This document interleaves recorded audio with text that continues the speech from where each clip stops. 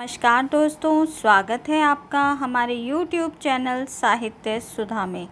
दोस्तों, जैसा कि आप सभी जानते हैं कि हम हिंदी विषय से UGC नेट JRF की परीक्षा की तैयारी कर रहे हैं, जिसमें हम सिलेबस में लगी 8वीं यूनिट को पढ़ रहे हैं।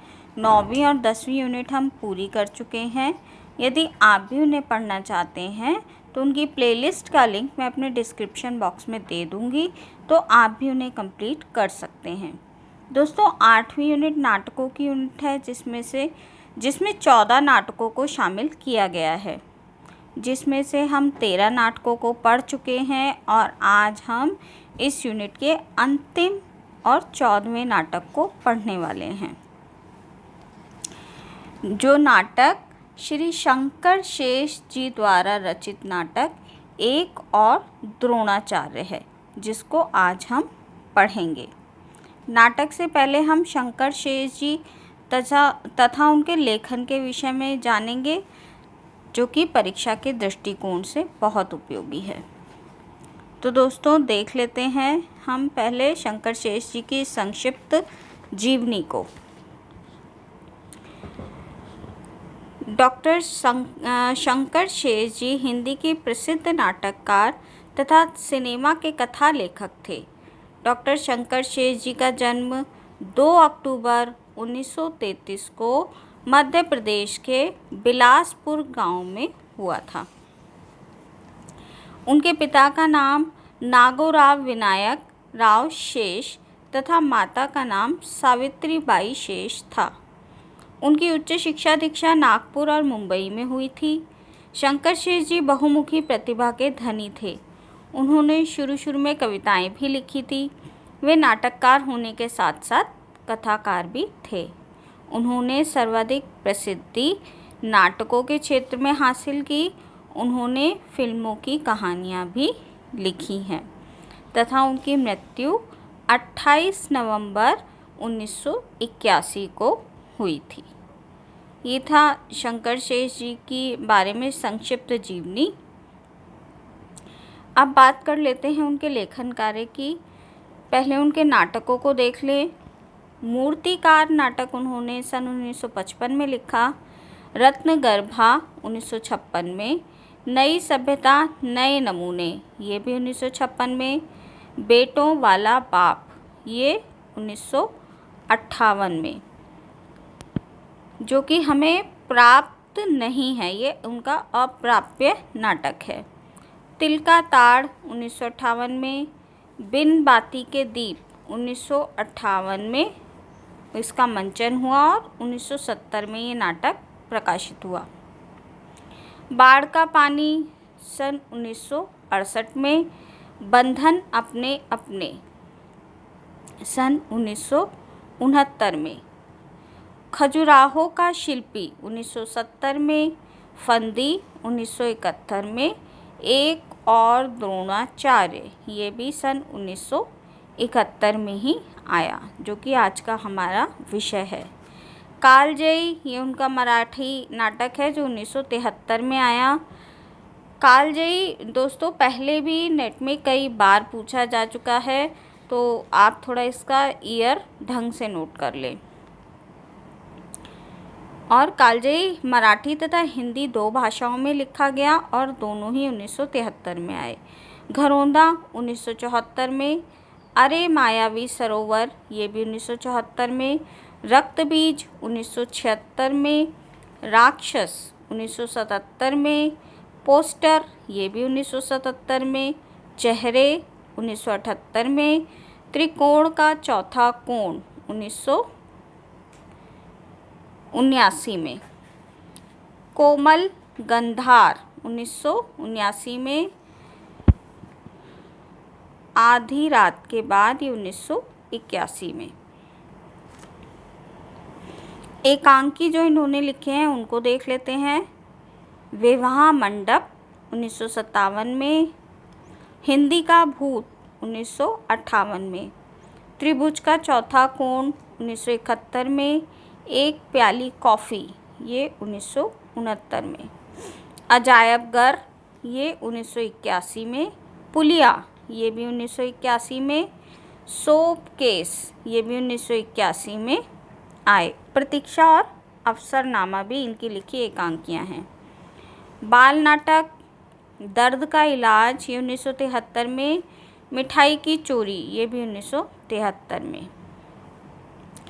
इन्होंने कुछ नाटकों को अनुदित भी किया है, यानी उनका दूसरी भाषा में लिखा है उन नाटकों को। तो वे नाटक हैं दूर के दीप, एक और गांव, चल मेरे कद्दू ठुमक ठुमक, पंचतंत्र और गारबो।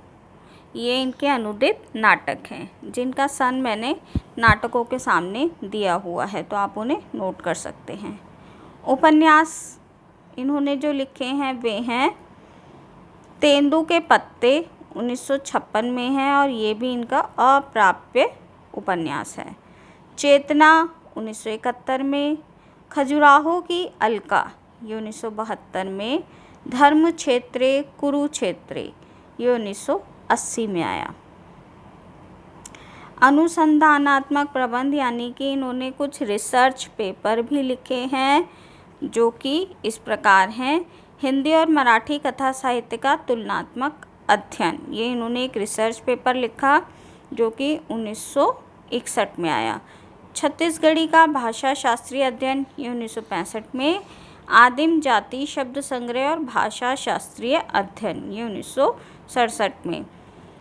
तो ये इनके लिखे कुछ अनुसंधानात्मक प्रबंध हैं, यानी कि रिसर्च पेपर हैं। अब इन्होंने कुछ पटकथा संवाद लिखे, घरौंदा और दूरियां, ये दो इन्होंने फिल्मों की पटकथाएं लिखी। एक और द्रोणाचार्य, जो कि मैंने आपको भी बताया था, ये 1971 में आया था। इसके मुख्य बिंदुओं को हम देख लेते हैं। एक और द्रोणाचार्य नाटक का प्रकाशन सन 1967 में हुआ था। कुछ लोग इस नाटक का प्रकाशन 1971 भी बताते हैं। शंकर शेष हिंदी के साठोत्तरी पीढ़ी के सुप्रसिद्ध नाटककार थे। वे कवि और कहानीकार भी थे, किंतु नाटककार के रूप में वे अधिक प्रसिद्ध हुए। यानी इसका जो ईयर है उसमें कन्फ्यूज़न है। अधिकतर जगहों पर तो दोस्तों हमें 1971 ही देखने को मिला है, लेकिन कुछ जगहों पर इसका प्रकाशन 1977 भी माना जाता है। तो अगर नेट में ये क्वेश्चन आ जाता है तो एक ही ऑप्शन आएगा, आप इन दोनों में से उसे पिक कर सकते हैं ऑप्शन को। एक और द्रोणाचार्य नाटक में वर्तमान शिक्षक की तुलना उस द्रोणाचार्य से की गई है जिसने एक शिक्षक को अपने सिद्धांतों से समझौता करते हुए अन्याय सहने की परंपरा दे दी। नाटककार ने पौराणिक कथा के माध्यम से आधुनिक समस्या का हल ढूंढने का प्रयास किया है। इस नाटक में नाटककार ने वर्तमान शिक्षा व्यवस्था में व्याप्त भ्रष्टाचार, पक्षपात, राजनीतिक घुसपैठ, आर्थिक और सामाजिक दबावों के चलते निम्न मध्यम वर्गीय व्यक्ति के असहाय बेबस चरित्र को उद्घाटित किया है। महाभारत कालीन प्रसिद्ध पात्र द्रोणाचार्य के जीवन प्रसंगों को आधार बनाकर वर्तमान विसंगति को दिखाया गया है। नाटक का विभाजन दो भागों में किया गया है, पूर्वार्ध और उत्तरार्ध। पूर्वार्ध में 4 दृश्य हैं और उत्तरार्ध में 7 दृश्य हैं। दोस्तों ये हमने नाटक के मुख्य बिंदुओं को जाना। अब नाटक के पात्रों को देख लेते हैं। इस नाटक में 2 तरह की कहानियाँ साथ में चलती हैं। दोनों कहानियों के पात्र अलग अलग हैं। एक कहानी महाभारत के द्रोणाचार्य की है और दूसरी कहानी आज के प्रोफेसर अजय की है। पौराणिक पात्र जो हैं वे हैं द्रोणाचार्य, एकलव्य, कृपि जो कि द्रोणाचार्य की पत्नी है, अश्वत्थामा जो कि द्रोणाचार्य का पुत्र है, भीष्म, अर्जुन और युधिष्ठिर। ये इस नाटक के पौराणिक पात्र हैं। और इसके बाद नाटक के जो आधुनिक पात्र हैं उनको देख लेते हैं। अरविंद नाटक का प्रमुख पात्र है और प्रोफेसर है। लीला अरविंद की पत्नी है। यदु अरविंद का साथी है और जूनियर प्रोफेसर है। प्रिंसिपल 60 वर्ष का एक व्यक्ति है। चंदू अरविंद का छात्र है जिसकी आयु 20 वर्ष है। अरविंद के कॉलेज का प्रेसिडेंट भी है। विमलेंदु मृत शिक्षक है जो पहले मर चुका है और अनुराधा 20 वर्ष की एक छात्रा है। ये इस नाटक के पात्र हैं। आगे देखेंगे हम इस नाटक के कथानक को। दोस्तों, नाटक के कथानक को शुरू करने से पहले मेरा आपसे अनुरोध है कि यदि आपको मेरी वीडियो अच्छी लगे तो मेरे चैनल को सब्सक्राइब करना ना भूलें।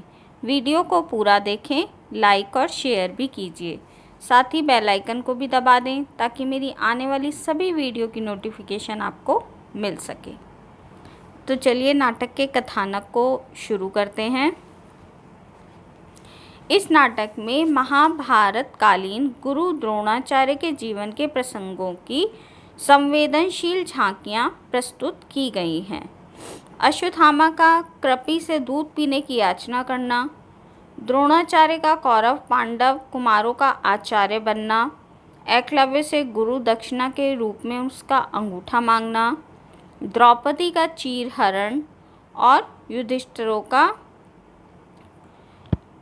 नरों व कुंजरों का अर्ध सत्य, इन सभी प्रसंगों के आधार पर प्रोफेसर अरविंद के जीवन की त्रासदी को अभिव्यक्त किया गया है। दोस्तों, इस नाटक में 2 कहानियाँ हैं। कहानी नई है लेकिन उसे पुरानी द्रोणाचार्य की कथा के साथ जोड़कर देखा गया है। जैसे कि हम सभी जानते हैं कि द्रोणाचार्य जो कौरव पांडव के गुरु थे, लेकिन जो कौरवों ने द्रौपदी का चीरहरण किया, जो युद्ध हुआ, इस बीच वो किसी भी तरीके से अपना विरोध प्रदर्शित नहीं कर पाए थे। यही इस कहानी में अरविंद के लिए होता है कि गलती होते हुए देख गलत उसमें भी वह अपने आप को चुप कर लेता है।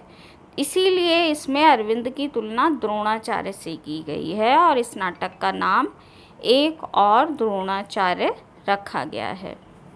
तो इस कहानी को जैसे जैसे हम देखेंगे तो हमें समझ आ जाएगा कि इस नाटक को एक और द्रोणाचार्य नाम क्यों दिया गया है।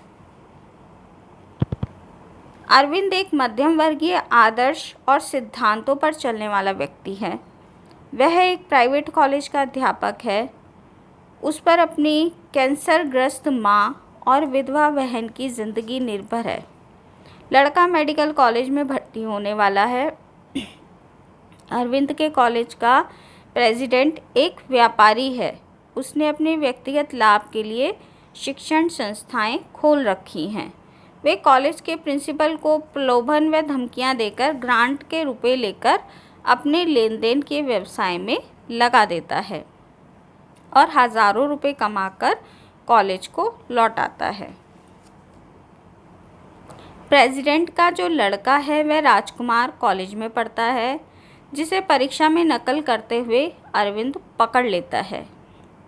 इसकी रिपोर्ट वह यूनिवर्सिटी को भेजकर आदर्श शिक्षा प्रणाली का पालन करता है। अरविंद की पत्नी लीला और मित्र यदु प्रत्याघातों से विचलित हो उसे कभी भी न्याय और सत्य के दुर्लभ रास्ते पर चलने से रोक देते हैं। उसका हौसला तोड़ते हुए यदु उससे कहता है, राजकुमार का विरोध करोगे तो हत्या, चंदू का विरोध करोगे तो सामाजिक हत्या, हत्या से बच नहीं सकते तुम। यानी वे प्रेसिडेंट का जो लड़का राजकुमार है उसको नकल करते हुए पकड़ लेते हैं, उसकी रिपोर्ट भी करता है, लेकिन उसके अपने ही घर वाले और मित्र उसे इस काम को करने से रोकते हैं कि यदि तुम उसके खिलाफ एक्शन लोगे तो इसमें तुम ही फंस जाओगे। वे उसे समझाते हैं और कहते हैं राजकुमार और उसके साथी बड़े ही क्रूर हैं। अगर ये लोग विमलेंदु की हत्या कर सकते हैं तो तुम्हारी क्यों नहीं। न्यायप्रिय, सत्यवक्ता, सचरित व्यक्ति होने के बावजूद अरविंद कोई भी साहसी निर्णय नहीं कर पाता है, क्योंकि वह डर जाता है और विरोध की तकलीफ देह भाषा की जगह समझौते की सुविधाप्रद भाषा बोलने लगता है। दोस्तों, अगर हम अरविंद के कैरेक्टर को द्रोणाचार्य से जोड़ें तो महाभारत में भी यही हुआ था। कौरवों के अन्याय और उनके मतलब गलत चीज़ों को देखते हुए भी द्रौपदी के चीरहरण में भी गुरु द्रोण ने कोई भी वाक्य नहीं कहा था और वे चुपचाप ये सब देखते रहे थे, मजबूरी के वश या किसी और कारण से, लेकिन उन्होंने कोई आवाज़ नहीं उठाई थी। यही काम यहाँ पे अरविंद को करना पड़ा है, इसीलिए इस नाटक को एक और द्रोणाचार्य नाम दिया गया है। और सत्ता के कभी भी नहीं टूटने वाले चक्रव्यूह में फंसकर मात्र बड़े बड़े निरर्थक शब्द फूंकने वाला नपुंसक बुद्धिवादी बनकर रह जाता है अरविंद। अपने प्रिय छात्र चंदू का धैर्य बंधाकर वह प्रेसिडेंट के दबावों के आगे झुक जाता है। इतना ही नहीं, चंदू को छात्रों को भड़काने के अभियोग में कॉलेज से निकाल दिया जाता है, यानी जो छात्र निर्दोष था उसी को फंसा दिया जाता है और राजकुमार छूट जाता है। प्रेसिडेंट अपने वादे के अनुसार अरविंद को प्रिंसिपल बना देता है। एक दिन राजकुमार कॉलेज की छात्रा अनुराधा की एकांत का लाभ उठाकर उसे बलात्कार करने की कोशिश करता है। सेम ऐसा ही दोस्तों महाभारत में भी हुआ था कि कौरवों ने जो छोटी गलती की उसको दबाते चले गए और जिससे कि उन्हें बड़ा अपराध करने की शह मिलती चली गई और परिणाम हुआ महाभारत का युद्ध। अब राजकुमार को नकल करते पकड़े देख इस बात को दबा दिया गया तो उसे शह मिल गई, जिससे उसका अगला जो वार था वो एक लड़की अनुराधा पर बलात्कार करने की कोशिश था। संयोग से उस दिन अरविंद वहां पहुंच जाता है और अनुराधा को बचा लेता है। अनुराधा उसके कहने पर राजकुमार के विरुद्ध रिपोर्ट करती है, किंतु इस बार भी प्रेसिडेंट बीच बचाव कर रास्ता ढूंढकर केस को रफा दफा कर देता है। अनुराधा इस मामले में दृढ़ता से आगे बढ़ती है, पर राजकुमार के गुंडे उसे मारकर रास्ते पर फेंक देते हैं और लोग उसे आत्महत्या समझते हैं। यह कहानी एक मोड़ लेती है जब प्रेसिडेंट बीमार पड़ जाता है। ब्लड प्रेशर की तकलीफ से निस्तार पाने के लिए वह डॉक्टर की सलाह से सुबह शाम घूमने के लिए तैयार हो जाता है।